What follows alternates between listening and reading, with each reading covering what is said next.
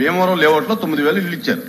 అక్కడ ఒక private contractor వచ్చి డబ్బులు ప్రజల దగ్గర ఇందాక మెంబర్ చెప్పినట్టుగా డబ్బులు వసూలు చేస్తున్నారని చెప్పి వాళ్ళు కంప్లైంట్ ఇస్తే వాళ్ళ దగ్గర ఎంటీ నోట్లు కూడా రాయించుకుంటున్నాడని కంప్లైంట్ ఇస్తే నేను స్వయంగా ఇప్పుడున్న గవర్నమెంట్ లో కంప్లైంట్ నేను క్లియర్ గా రాసిచ్చా, ఎంక్వైరీ చేసి రిపోర్ట్ చేయండి అని. ఇప్పటి వరకు దాని మీద యాక్షన్ లేదు. మీరు నోట్ చేసుకోండి. అది భీమవరం నేను కంప్లైంట్ ఇచ్చి ఎంక్వైరీ చేయమని ఆయన కొత్తగా ఎంక్వైరీ చేయమన్నాడు. నేను ఇచ్చి 2 సార్లు రిమైండర్ రాశాను కలెక్టర్కి. ఆ కలెక్టర్ కనీసం పట్టించుకున్న పరిస్థితే లేదు. అధ్యక్ష భీమవరమే కాదు, విజయనగరం కానివ్వండి, విశాఖపట్నం కానివ్వండి, బేదవాడ కానివ్వండి, రాష్ట్ర వ్యాప్తంగా నేను రిటర్న్ కంప్లైంట్ ఇస్తే ఎందుకు యాక్షన్ తీసుకోలేదు?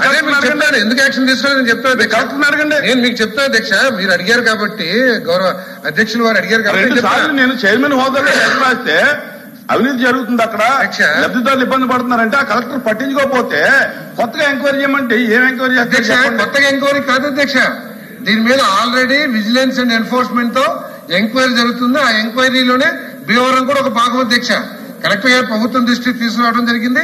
దాని మీద మొత్తం స్టేట్ వైడ్ ఎంక్వైరీ. నా లెటర్ మీద నాకు రిప్లై ఇవ్వాలి కదండి, ఏదండి ఏం జరుగుతుంది అనేది నాకు రిప్లై ఇవ్వాలి కదా కలెక్టర్. మీ లెటర్ 2 సార్లు కంప్లైంట్ ఇస్తే కలెక్టర్ 4 సార్లు ఫోన్ చేస్తే అవినీతి జరుగుతుంది, అక్కడ డబ్బులు దొబ్బేస్తున్నారు, లబ్ధిదారుల దగ్గర ఎంటీ నోట్ల మీద సంతకం పెట్టించుకుంటున్నాడు ఎవడెవడో కాంట్రాక్టర్ అంటే యాక్షన్ తీసుకుని చెప్పకపోతే చెప్పండి.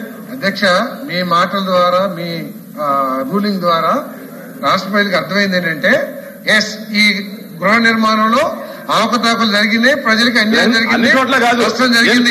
నేను స్పెసిఫిక్ గా చెప్తున్నాను, మీరు మొత్తం రాష్ట్రానికి అనకండి.